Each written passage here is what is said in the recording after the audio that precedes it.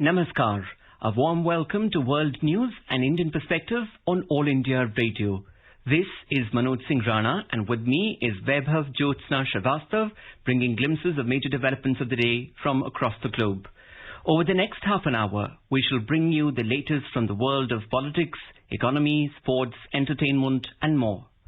As the world fights the COVID-19 pandemic, we begin with a message of caution to stay safe and protected by following these 3 simple steps. Wear a face mask, maintain social distancing, and focus on hand and face hygiene. The headlines. India inches close to administering a milestone of 4 crore 50 lakh doses of COVID-19 vaccine. More than 67.5 lakh people brought back to India from around the world under Vande Bharat mission so far. Protests continue in Thailand as police clash with protesters demanding reforms to monarchy. Australia declares natural disaster in flood-affected areas of New South Wales. And in shooting, India wins 2 gold and a silver medal on 3rd day of ISSF World Cup in New Delhi. Indian para-athlete Singh Raj wins gold medal in the 2021 Para-Shooting World Cup in UAE.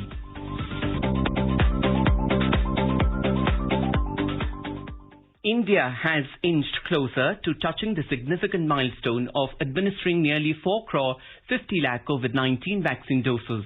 Continuing with administration of over 2 million doses in a single day, more than 25.4 lakh doses were given on Saturday. With this, the cumulative vaccination figure in the country has crossed the tally of 4 crore 46 lakh doses. India is one of the fastest countries in the world to achieve these figures in a short span of time. The nation commenced the largest vaccination drive in the world on 16th of January this year with vaccination of healthcare workers. Vaccination of frontline workers began on 2nd February, whereas the most recent phase began from 1st of this month, encompassing vaccination of everyone aged above 60 years and above 45 years with specified comorbidities. The Health Ministry has informed that in just 20 days of the current phase, nearly 1 crore 70 lakh senior citizens above 60 years and over 35 lakh people above 45 years with comorbidities have been administered the first shot of the COVID-19 vaccine. The Health Ministry has informed that the COVID-19 recovery rate in the country today stands at 95.96%. Meanwhile, the Union government has said that Maharashtra, Punjab, Karnataka, Gujarat and Madhya Pradesh are reporting spike in daily new cases. During the last 24 hours, these states have accounted for more than 77% of the new cases. The Union Health Ministry has said that Maharashtra reported the highest daily new cases at 27,126, followed by Punjab with 2,578, while Kerala reported 2,078 new cases. The ministry said during the last 24 hours, 197 deaths were also reported in the country. 6 states accounted for over 86% of the new deaths. Maharashtra saw the maximum casualties of 92, Punjab had 38 deaths, while Kerala reported 15 casualties. 17 states and UTs have not reported any COVID-19 deaths in the last 24 hours. More than 67.5 lakh people have been brought back from around the world under the Vande Bharat mission, one of the world's largest evacuation operations, which started from the 7th of May last year to bring back stranded Indians from abroad. Initially, Air India and its subsidiary Air India Express played a key role in the operations. Afterwards, other air carriers were allowed to take part in the program. Besides aerial evacuations, ships were also used to bring back Indian citizens. In a tweet, the Civil Aviation Minister Hardeep Singh Puri said, Vande Bharat is not just a mission that brought back stranded and distressed citizens, but it is also a mission of hope and happiness. He added that the mission has let Indian people know that they will not be left behind by their government in most testing times. A total of 8,587 people returned to India on Saturday under the Vande Bharat mission. Prime Minister of India Narendra Modi will virtually launch the Jal Shakti Abhiyan Catch the Rain campaign on Monday on the occasion of World Water Day. In the presence of the Prime Minister, the signing of the Memorandum of Agreement between the Minister of Jal Shakti and the Chief Ministers of Madhya Pradesh and Uttar Pradesh to implement the Ken-Betwa Link project will also take place. This is the first project of the National Perspective Plan for interlinking of the rivers. The Jal Shakti Abhiyan Catch the Rain campaign will be undertaken across the country in both rural and urban areas with the theme Catch the Rain Where It Falls, When It Falls. It will be implemented from Monday to the 30th of November, which is the pre-monsoon and monsoon period in the country. It will be launched as a Jan Andolan to take water conservation at grassroots level through people's participation. It is intended to nudge all stakeholders to create rainwater harvesting structures suitable to the climatic conditions and subsoil strata to ensure proper storage of rainwater. In Thailand, scores of people were injured in Bangkok after police used water cannons, tear gas and rubber bullets to break up a rally by pro-democracy protesters on Saturday night. A number of people were arrested. They were demanding for the release of detained activists, constitutional changes and reform of the nation's monarchy. The rally outside Bangkok's Grand Palace was a continuation of student-led protests that began last year and have rattled Thailand's traditional establishment. In Australia, the government has declared a natural disaster in large swathes of New South Wales as heavy rains continue to batter the state. The Australian authorities have ordered the people in parts of Sydney's northwest to evacuate their homes in the middle of the night on Sunday as heavy rains continue to batter the east coast, triggering floods throughout the region. We have a report. The eastern coast of Australia is being ravaged by floods triggered by incessant rains. The dangerous flash flooding has forced the evacuation of multiple regions as the fast-moving waters destroyed houses, engulfed roads, stranded towns and cut power lines, according to reports.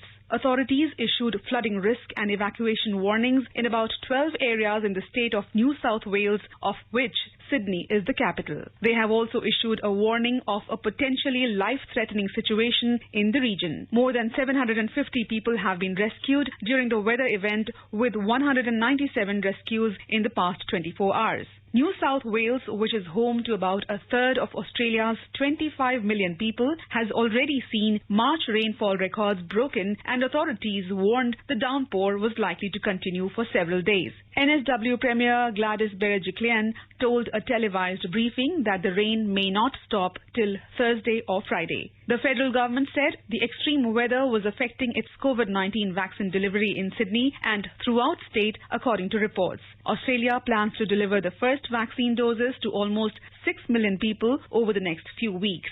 Reshma Tiwari for AIR World News. This is All India Radio giving you the news. For quick news updates round the clock, follow us on Twitter at AIR News Alerts. 3 steps to stay protected and stay safe from COVID-19. Wear face mask, 2 gaz ki duri to maintain social distancing, maintain hand and face hygiene.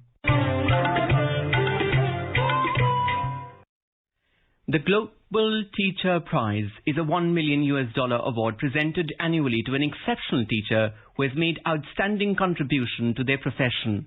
The prestigious award recognizes educators from around the world who work tirelessly to ensure quality education for children. The prize for the year 2020 was awarded to Mr. Ranjit Desale, a teacher from Paritewadi, a small village in the western Indian state of Maharashtra, and is the focus of today's Hotspot section.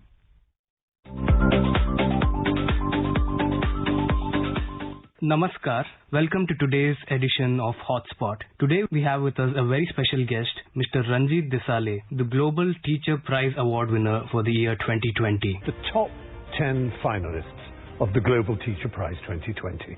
Here they are, joining us from every corner of the planet, from Italy, Brazil, Vietnam, the United Kingdom, the USA, South Africa, Nigeria, India, Malaysia, and South Korea. And the winner, the Global Teacher Prize 2020, is Ranjit Desale from India.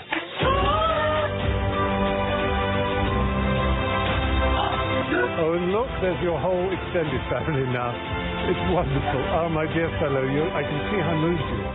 Mr. Desale, let us start on a high note. The moment when you were awarded the Global Teacher Prize. The news of you being awarded the prestigious prize came as a breath of fresh air in an otherwise somber year marred by the COVID pandemic. We also saw wonderful visuals of your reaction to your name being announced by Stephen Fry. Could you, for our listeners, relive that moment? What was going through your mind? I still remember 3rd of December 2020, and I think around 5 p.m. we all were sitting together, my family members, my brothers, sisters, and we all were watching the live telecast of Global Teacher Prize ceremony. At last, it comes to moment of announcing winner, and when Mr. Stephen Fry said that the winner of the Global Teacher Prize 2020 is Ranjit Desale, and that moment I think all the listeners might have seen my reaction. I was full of joy. I couldn't believe that I'm being announced as a winner of Global Teacher Prize. So it was a really proud moment, not only for me, but for all the teachers who are doing great job in their schools and working for the betterment of education. Yes, it was indeed a very proud moment, not just for you and your family, but for all Indians.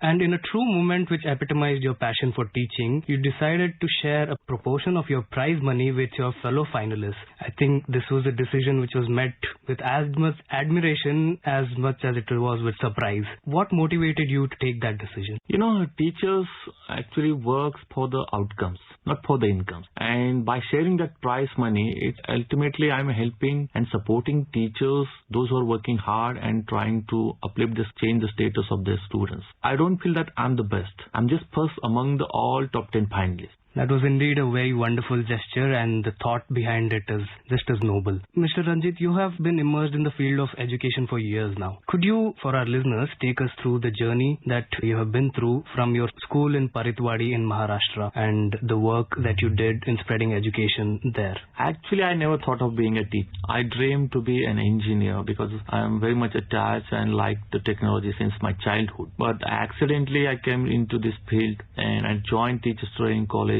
And after that, completing the diploma in education, I was being appointed as a teacher in Paritwadi in 2009. And looking at the status and the things were put there, I was shocked because my classroom looks like as a cattle shed, and I never imagined such a classroom in 21st century. Another shocking thing was that the parents were not complaining about the status of classrooms.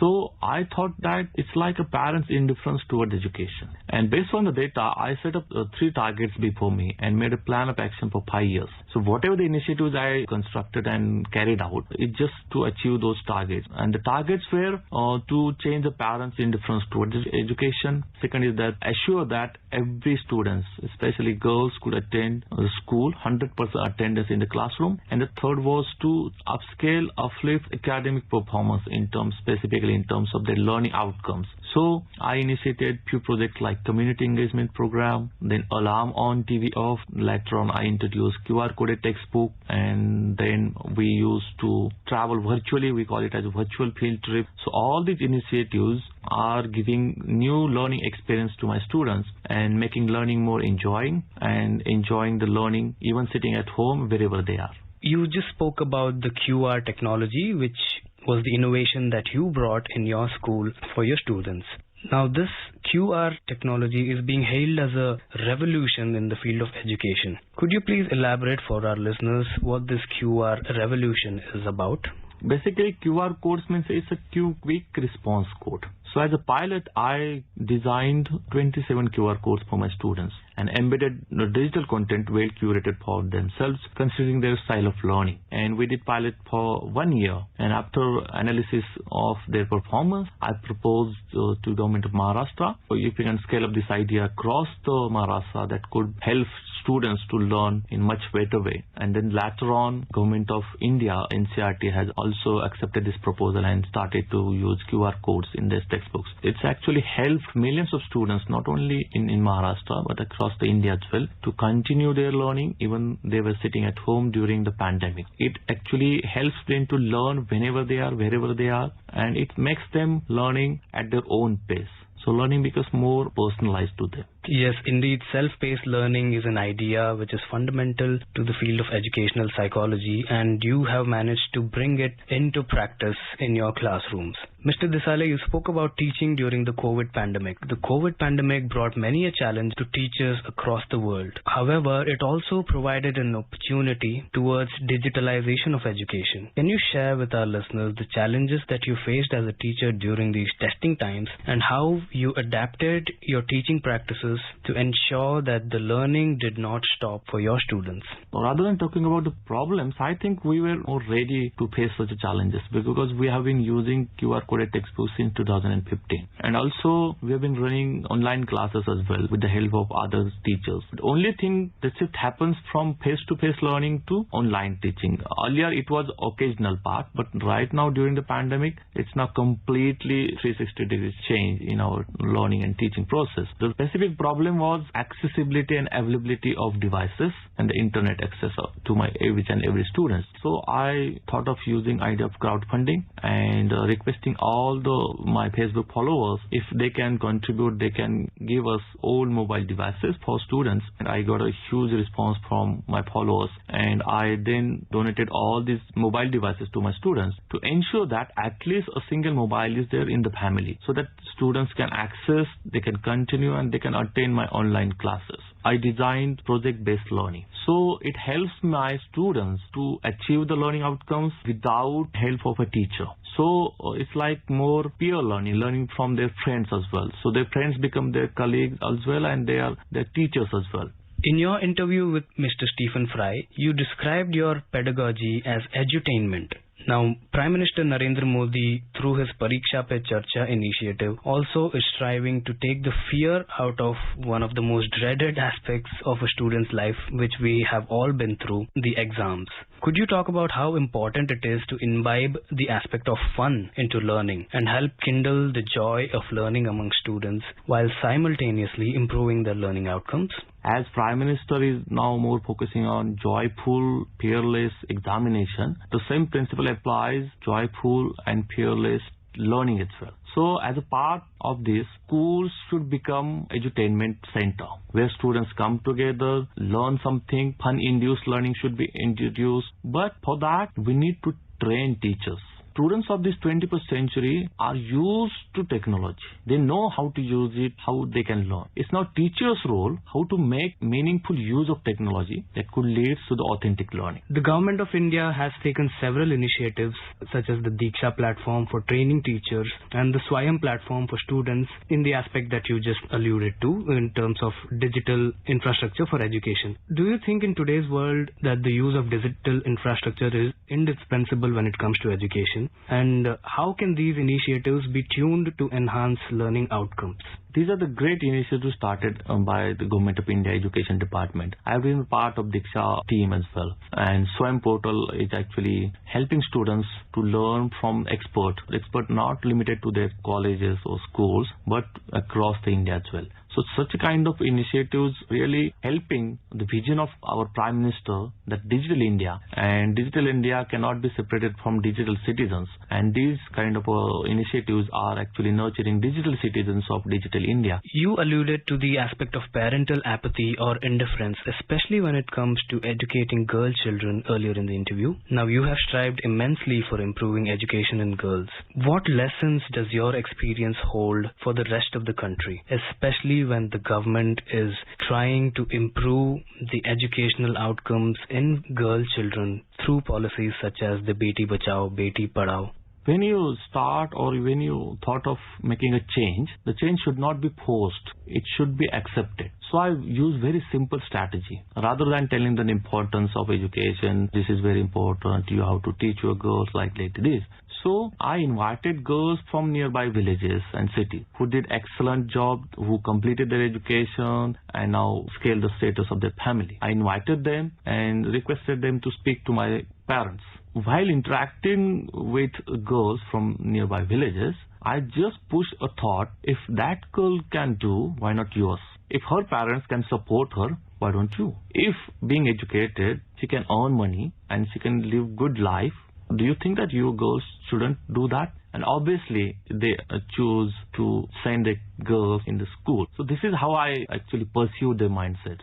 Because I believe girls' education is not just getting them in the classrooms. It's all about unleashing their potential and making them innovative problem solvers so that they can contribute to the community. So I think my strategy works well in the local level, and I use technology to tackle the gender inequality at local level. And now I would like to see it global level as well. That is indeed a very heartening story, and we hope that your words inspire more parents to send their girl children to schools and improve their educational status. You spoke about your vision for education and how education can be a means to transform the world. You have an initiative called Peace Army in the same endeavor. Could you talk a bit more about this initiative and what it seeks to achieve? I designed a project called as Let's Cross the Borders, where I invite teachers from all the 6 countries. It's actually carried out in 3 phases. In first phase, we select 150 schools and teachers. In second stage, we pair them in between. And it's carried out in 6-week long project. In first week, we call them as the peace buddies. For example, you from India, I'm from Pakistan, so we become a peace buddy of each other. We talk to each other. We get to know about each other. In second week, we discuss why are we fighting. The students are expected to share their answers. Why are we fighting? All these countries are fighting with each other. In third week, we talk about similarities and differences in between us. What are the similarities between Israel and Palestine, and what are the differences in between them? In fourth week, we more focus on empathy and compassion, and we read a chapter in a book, Hitler Bridge. In fourth week, we invite guest speakers from most peaceful countries like Canada, Austria, Finland, and these guest speakers are expected to share their journey of their country, how their country become more peaceful. Last week, now it's up to the students, what next? We call it as a what next, whether students want to continue this or they just want to stop it here. At most times, students want to continue their friendly relationships. And in latter stage, in third page, students share their learnings with their peers across the city as well. And they carried out the peaceful activities in their city. And those who are doing excellent work in promoting the principle of non-violence, we select them as a kernel of their Peace Army. We are aiming to have the 50,000 students as a member of our Peace Army by 2030, where we will be achieving Sustainable Development Goals. So this project actually aims and focuses on Sustainable Development Goal number 16, that it talks about the peace. That is indeed a very wonderful initiative, and we would hope that education becomes a means for making the world a better place, a more peaceful place.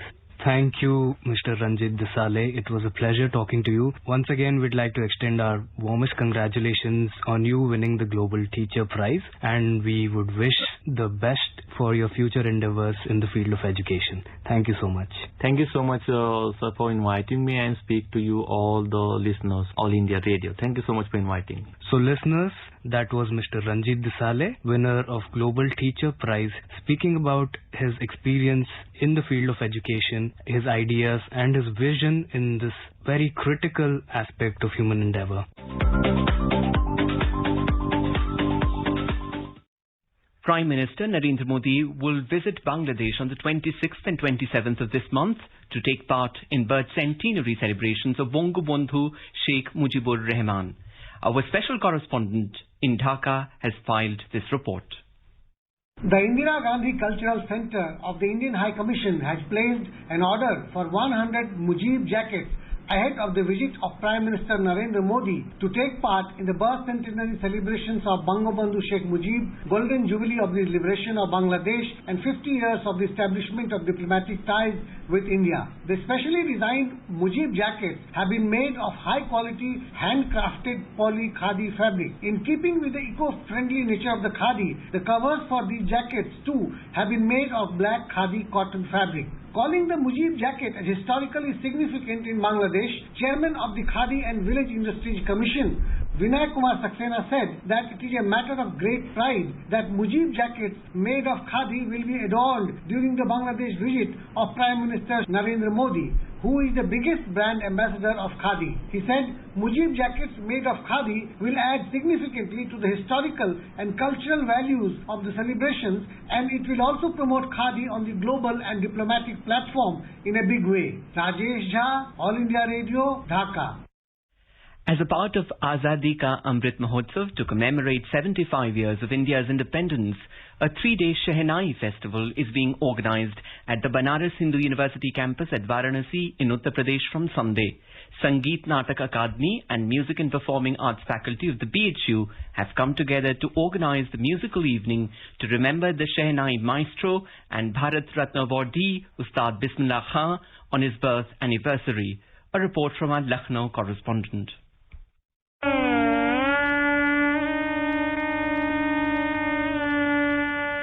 On 15th August 1947, after Prime Minister Jawaharlal Nehru's Tryst with Destiny speech, the melody of Shehnai rose from the Red Fort. It was Ustad Kamaruddin Bismillah Khan who also played the Shehnai at the First Republic Day celebration in 1950. Ever since, he continued to mesmerize the world for more than 50 years with his melodious tunes till his death in 2006.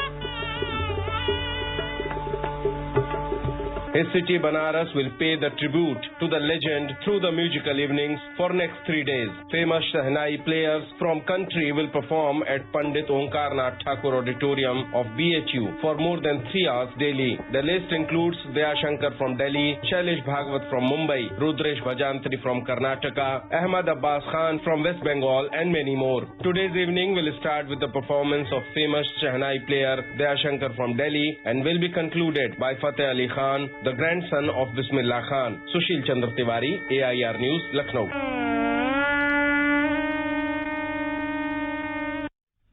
And moving on to sports now. In shooting, India on Sunday won 2 gold and a silver medal on the 3rd day of the ISSF World Cup being held in New Delhi.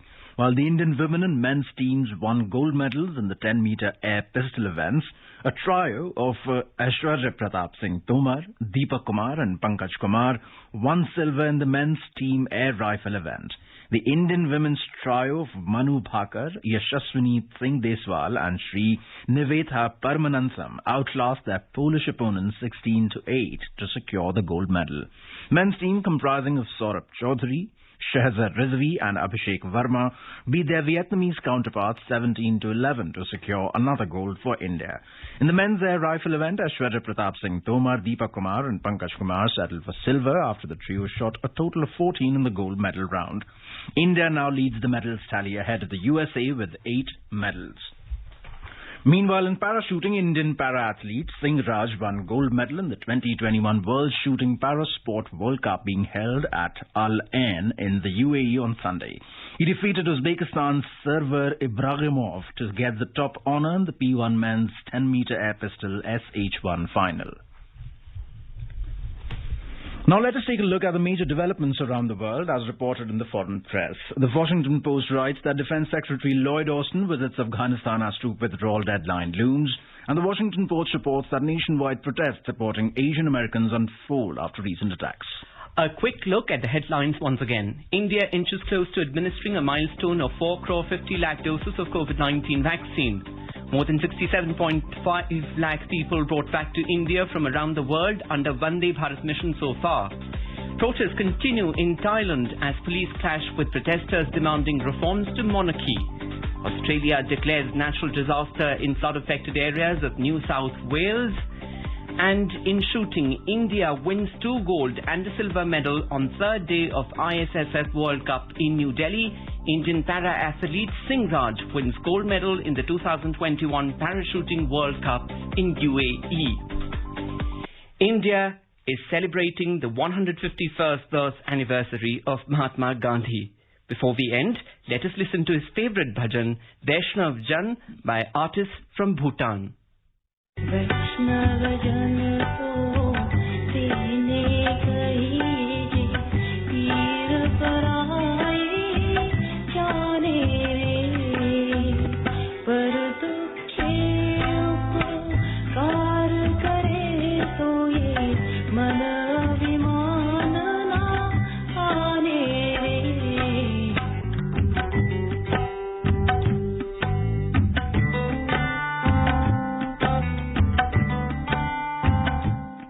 with that, we end this bulletin. See you at same time tomorrow with the next edition of World News.